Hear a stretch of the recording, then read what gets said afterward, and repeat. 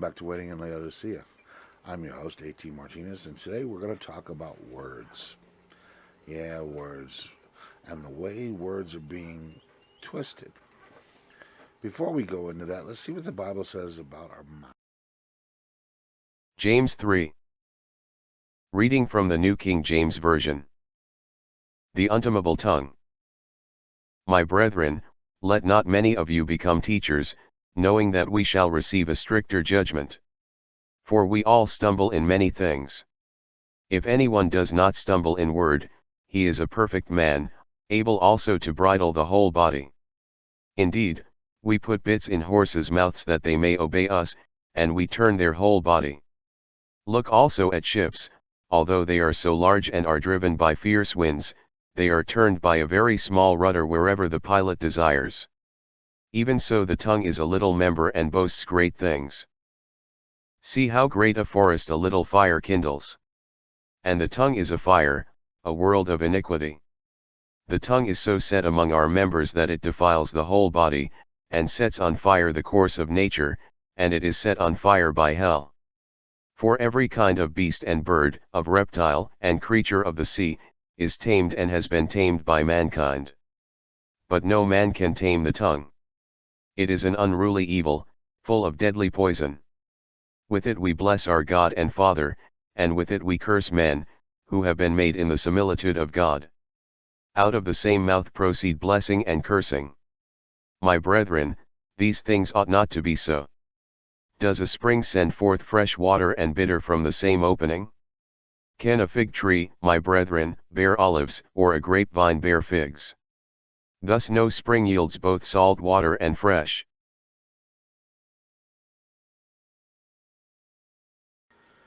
Now, if you notice there, it says, for we all stumble in many things. If anyone does not stumble in word, he is a perfect man, able to bridle the whole body. Because the tongue is the one part of your body that is almost impossible to control. Now, what makes it worse in today's day and age is the words the tongues use. We live in a society now where the words are changing their meanings. Society itself and certain groups in society are intentionally trying to twist the meanings behind words to mean things that they don't mean. We see this in infrastructure bills that aren't about infrastructure. We see this about COVID bills that don't cover COVID, or where the majority of the money is not about what they claim it's about. But it's worse than this. See, words matter. In order for us to be able to talk to one another, our words have to have a specific meaning. If I used words that had multiple meanings and said them in a sentence, you would wonder what I'm meaning. Which meaning did I mean? Even the simple phrase, that's cool. Now, I know that's an easy one because part of you is going to sit back and go, well, this could either be a temperature or it could be a statement of this is an interesting thing. That's a simple example. Complex examples abound left and right. What is right? If we do not understand what the words mean, then how are we able to communicate one to another? We can't. Our words become meaningless. And that's the goal. This can be seen everywhere you look throughout society today. People are manipulating and twisting the words in order to, instead of clarify, to bring confusion.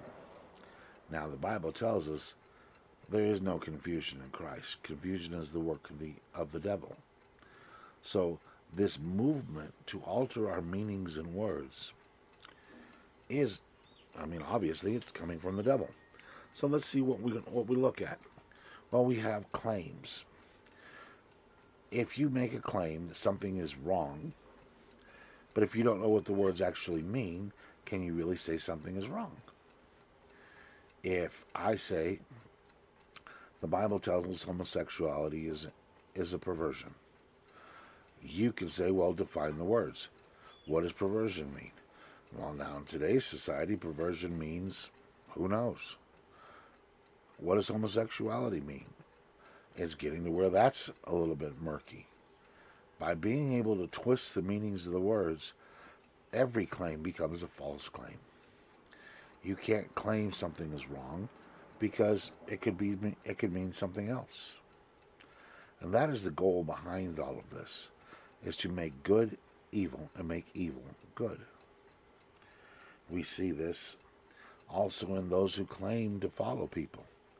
If you are a student of John Locke, who was a British philosopher, then you would be expected to support his beliefs. If you are a Christian, you would be expected to support the beliefs and statements that Christ made. But yet we have people today that claim to be Catholics but don't support the Catholic theology. Nope, don't believe in that. Then are you really a Catholic?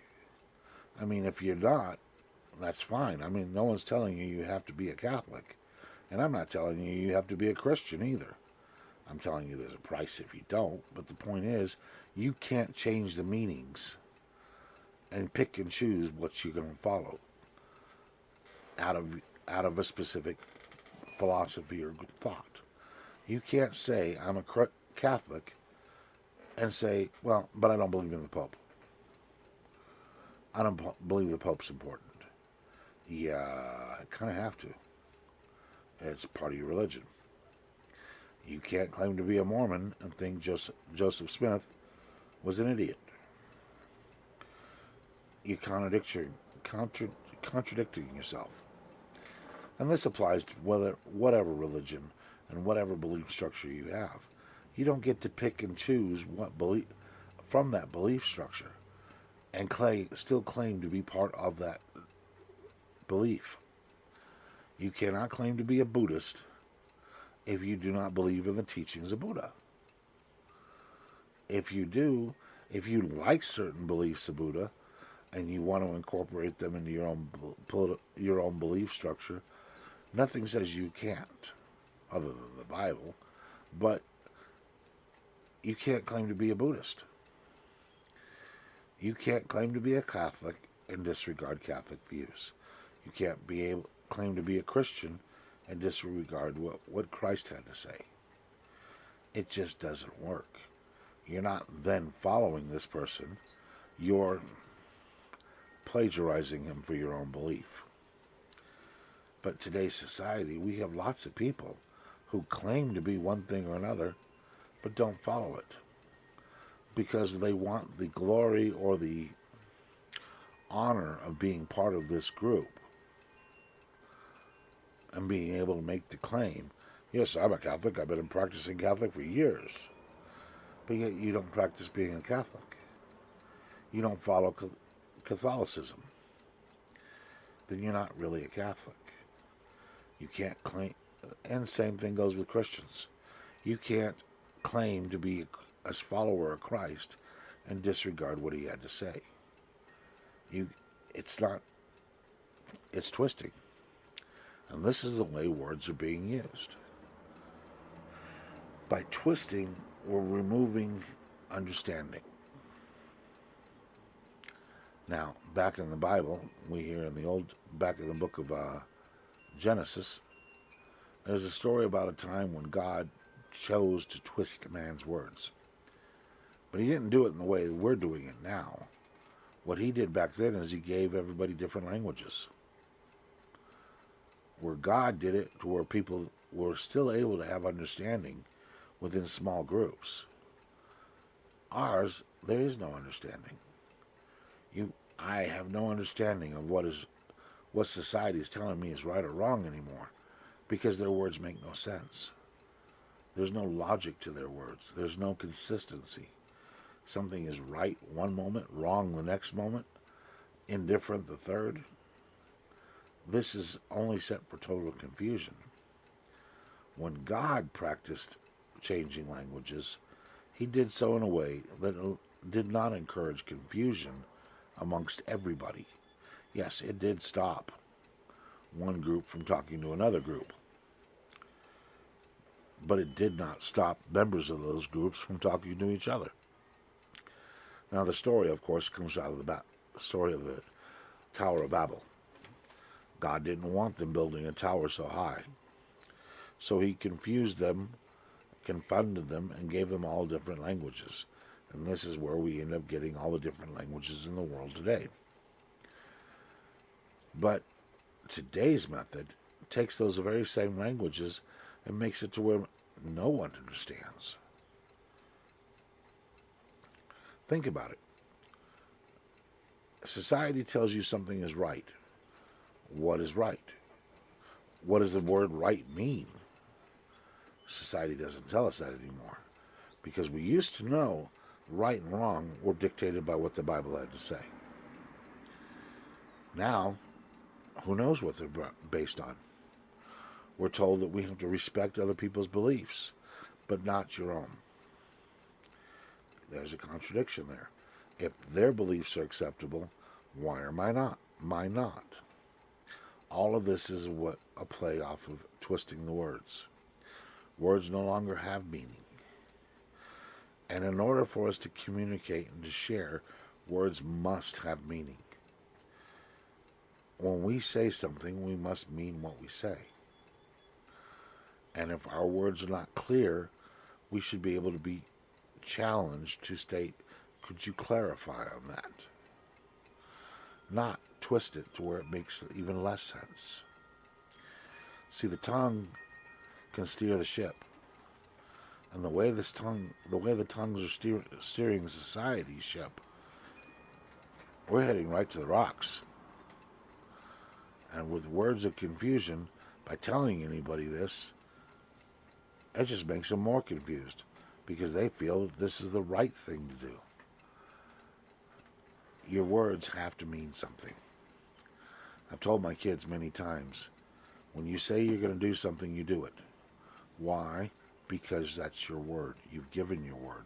You must do it, so that your word means something. As a Christian, our word should mean something. If we tell people we're going to do it, we should do it. We claim to be a Christian, we should live by the words of Christ. Part of that is to love each other. A Christian who supposedly hates is not a Christian. You're contradicting your own belief structure.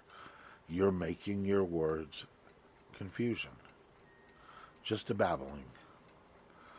We have taken what God did and made it 1,000 times worse. Because now, no one knows what is being said. Part of the problem in that is you can be held accountable for what no one knows you said. It gets very confusing, and it's going to get very dangerous. So, what is the point of this message? Words do have meanings. If you do not accept that words have meanings, then we are talking gibberish. Second, that we as Christians need to learn to control our tongue and say what is right or wrong, and go by what we say. Don't claim to be a Christian if you're not going to follow Christ. If you're not going to follow him, you're not a Christian. You're just somebody who likes his words. This is the way we as a group can forge and fight forward against society around us, because we can remain clear. We can pick and choose our words to work carefully so that we can convey meaning. And only then are we able to communicate. And that communication is going to help others see what is right or wrong, because it becomes very obvious who is talking gibberish and who's not. Words.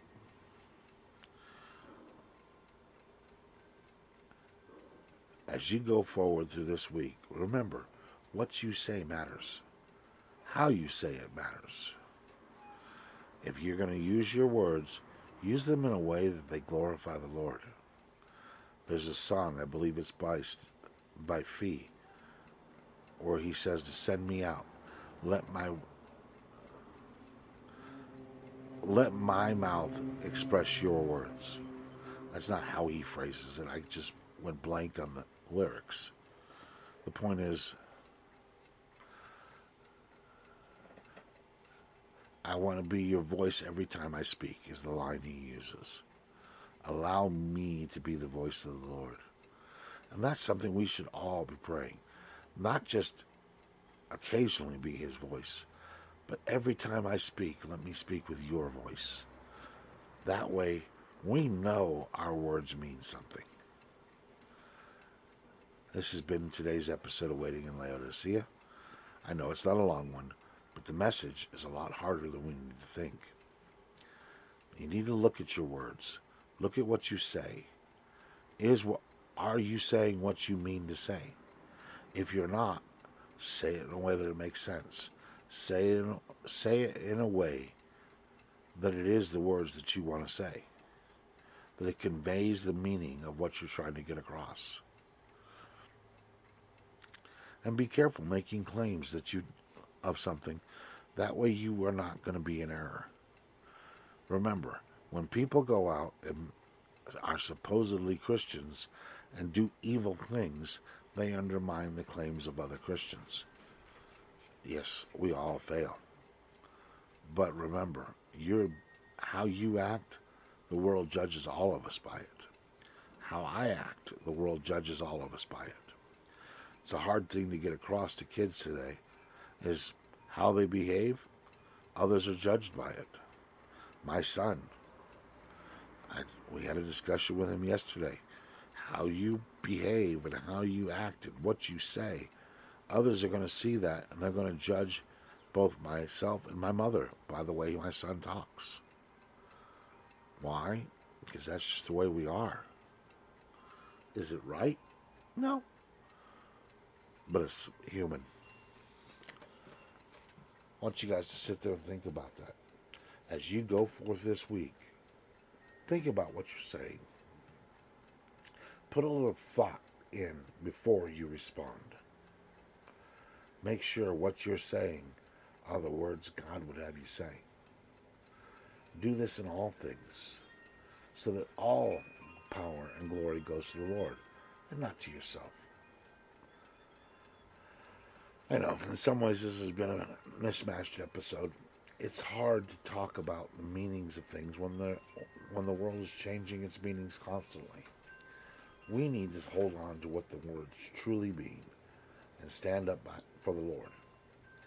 So, as you go forward through this week, remember that. If you like this episode, please hit the like button. If you didn't like this this episode, hit that like button anyway, and then put down in the comments what you thought. If you thought it was a little bit too mishmashed and everything else, I understand. Please let me know. I'll work on it. Maybe I'll do another episode where I can get to say things more correctly. See, it's not always easy on this side of the camera either to pick and choose the right words. Sometimes they come well. Sometimes they come easy. Sometimes they don't come at all. But I do want to thank you all for sharing this time with me. I hope you are able to get the meaning of what I was trying to say. If you have any problems with this episode and you want to talk to me about it, email me. If you want to support this ministry, the easiest thing you can do is hit that subscribe button. Get your friends, your neighbors, the members of your small group, your church, your family, all to subscribe. That way this ministry can continue to grow, and hopefully one day we'll be able to have live shows so we can actually communicate with each other directly. I would really enjoy that. Remember that email isn't just for complaints. It's if you have a problem, let us know. If you want prayer, let me know. If you want to support this ministry and you're looking for ways to do so, let us know. You'll also see right above that email in the description, you'll see different ways that you could donate to this channel. You're more than welcome to use those, or you can donate directly through this platform. Whichever you want to do.